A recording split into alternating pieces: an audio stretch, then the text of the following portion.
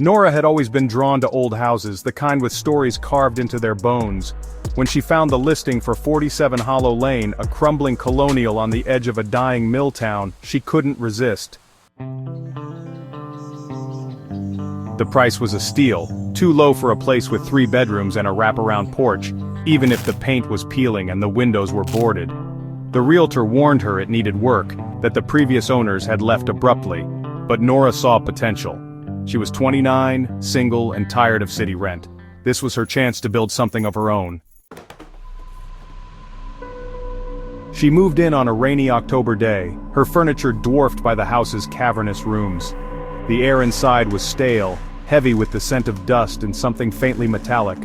The power wasn't on yet, so she lit candles, their flicker casting shadows that danced across the cracked plaster walls. That first night she slept on a mattress in the living room, the upstairs too drafty to settle into. Around midnight she woke to a sound. A faint rhythmic tapping, like a finger against glass. It seemed to come from the kitchen. She grabbed her flashlight, heart thudding, and checked every window. All were locked, the boards intact. The tapping stopped, but sleep didn't come after that.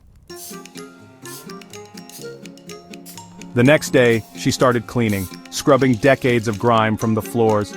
In the basement she found boxes of junk-yellowed newspapers, a child's broken doll, and a photo album with no pictures, just empty slots where faces should have been. The basement door had a heavy bolt on the inside, which struck her as odd. Who locks themselves in a basement? By the third night, the tapping was back, louder and more insistent, coming from the upstairs hallway. Nora climbed the stairs, her flashlight beam shaking in her grip. The hallway was long, lined with closed doors, and the air felt colder than it should. The tapping stopped as she reached the landing, replaced by a low hum, like a voice caught in a throat. She checked each room, empty, dusty, unremarkable, until she reached the last door. It was locked, the keyhole rusted shut. She pressed her ear to the wood and heard nothing, but the hum lingered in her bones. The next morning she called a locksmith who broke the lock with a grunt and a crowbar. The room was small, windowless, with a single piece of furniture. A rocking chair, its wood warped and stained. The walls were covered in faint scratches, irregular and deep, like someone had clawed at them in a frenzy. Nora's skin crawled, but the locksmith just shrugged. "Old houses," he said. "People do weird things." She didn't tell him about the tapping or the hum, afraid he'd think she was crazy. That evening a neighbor stopped by, an older woman named Ruth, who lived a half-mile down the road. She brought a casserole and a warning. "Folks don't stay long at 47 Hollow," she said, her eyes darting to the house. "Last family left in a hurry, said the place didn't feel right." Nora pressed for details, but Ruth only shook her head. "Just keep your doors locked." After she left, Nora double-checked every bolt, her unease growing. The sounds escalated that night. The tapping became a pounding, echoing from the locked room upstairs, then spreading to the walls, as if something was knocking from the inside. The hum was louder too, forming words Nora couldn't quite catch, like a radio stuck between stations. She stayed downstairs, clutching a kitchen knife, telling herself it was just the house settling.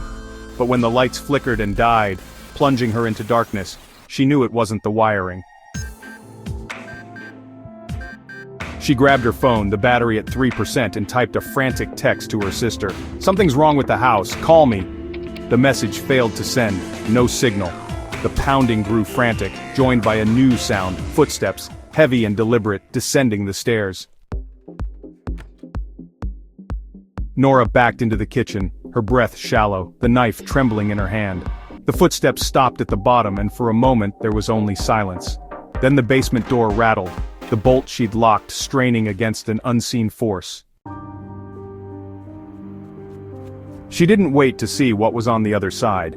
She ran to the front door, fumbling with the lock, and stumbled into the yard, the cold air biting her skin. The house loomed behind her, its windows dark, but she swore she saw movement in the upstairs room. The rocking chair swaying gently, as if someone had just stood up. She kept running, down the gravel road to Ruth's house, banging on the door until the old woman let her in.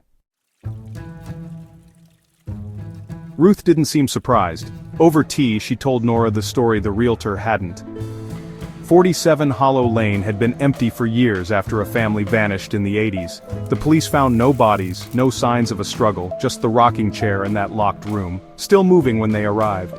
Locals whispered about the house being wrong, built on land no one claimed, where the air always felt heavy. "Some places don't let go," Ruth said, her voice barely a whisper. Nora stayed with Ruth until dawn, then called a moving company to pack her things. She never went back inside the house. The movers reported nothing unusual, but one of them quit after finding a new photo in the basement album, a blurry shot of Nora sleeping on her mattress, taken from above. She burned the album when they brought it to her, the flames hissing as the pages curled. Nora lives in a city apartment now, far from Hollow Lane. She checks her locks twice each night and keeps the lights on even when she sleeps. The tapping is gone, the hum silent, but sometimes when the world is quiet, she feels it. A faint pressure, like the house is still watching, waiting for her to come back.